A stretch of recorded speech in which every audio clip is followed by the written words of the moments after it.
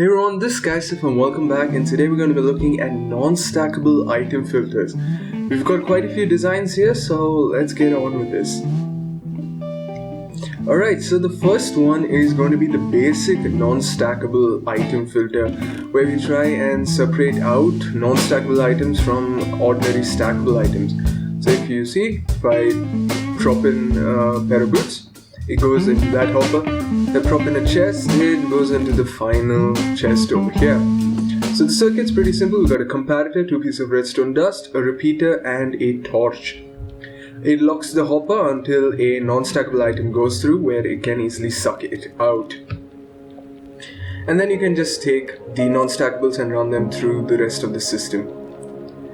Alright, so the next one is the Shulker box sorting system. So after you get your non-stackable items, you want to empty out your Shulker boxes because there's stuff in the Shulker box. What is interesting is you can't put a Shulker box in a Shulker box, so that's what we're going to use to try and solve this. So here we've got an interesting circuit with a 3-tick repeater and a torch locking the hopper. What this allows is it allows items in the hopper to push across before they are sucked down below. So if we plop in a chest which can go into the Shulker box, you can see that it goes in without any problem. However, if we chuck in a Shulker box, you saw the circuit light up and the Shulker box goes into the chest. Alright, so now this circuit has a 3-tick delay, so that means that there's a bit of delay between each step. So what we've got here is a dropper which controls the flow of items. So the circuit looks like so from here and like so from here, with a 4-tick delay on the comparator, so on the repeater.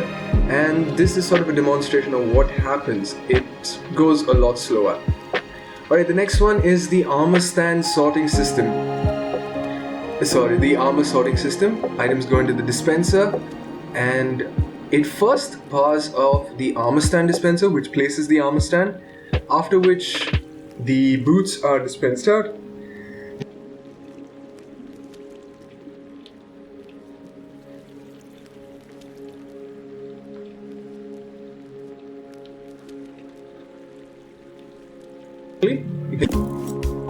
The boots have been placed on the Armour stand, and if you put something else in, it doesn't. It just gets picked up by the chest.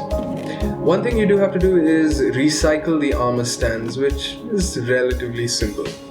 Okay, next up is water buckets. Now here we basically dispense the water bucket on the stair, which is then pushed out, deleting the water source. The buckets are then picked up by this very simple item filter down below, and the items are put into these respective chests. So here I've decided to not retain the water bucket, and water buckets are the only things that can be dispensed onto stairs instead of lava buckets. So if we activate this, you can see the water source being deleted.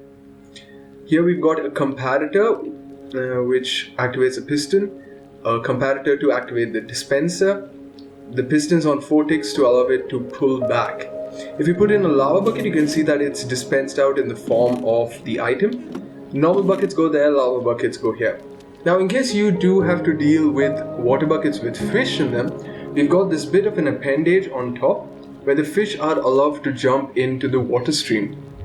So you can see the fish spawns above and it slowly jumps into the water stream, where it can be collected later on. Okay, next up we've got shears. Now shears are a bit of a weird thing. If you use shears in a dispenser, they don't get dispensed out, they get used up instead. So this is what we're going to use here. If I drop the shears in, you can see the dispenser failing before the shears go into the chest below.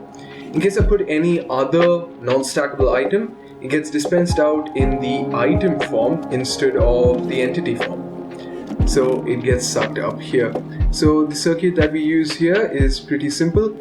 It basically allows the shears to be used up by the dispenser after a certain delay, and after a 4-tick delay, the hopper is unlocked, allowing the shears to pass through. Next up we've got potion brewing.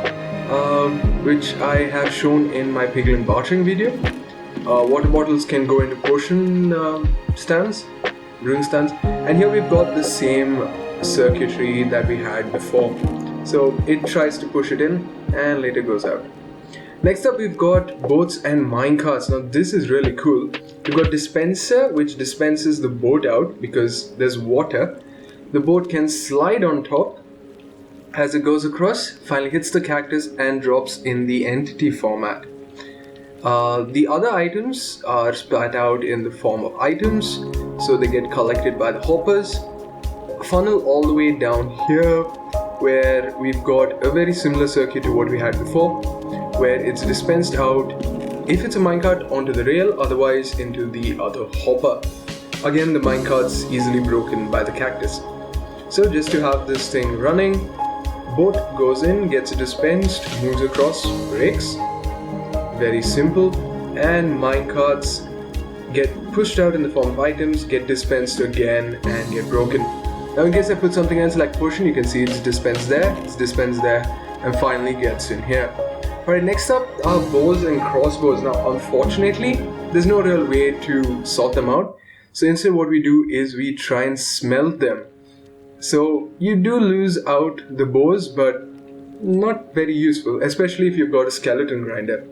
So once again here we've got the same circuit but on a 3-tick delay. Allows the item to go through, and yeah, if it's not fuelable, it just gets sucked out into the other chest. And yeah, burn time is a bit important, and you get smooth stone as a side effect. Okay, so in the end, the only things that aren't sorted out are weapons, tools, and books, and you can't sort out the individual types of potions or armor pieces. Now here are 3 stations which should have more functionality in my approach, in my view.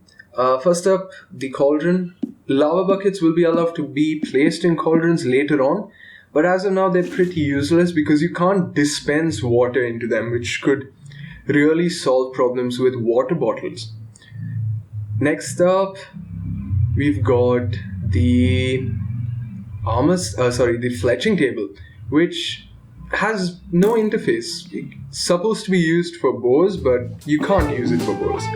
And finally we've got the toolsmith, the smithing table, which is supposed to be able to take armor and tools, but it doesn't, and you've got to use something complex like this, so it's a bit sad. But anyways guys, thanks for watching, and I'll see you later. TTFN, Tata for now.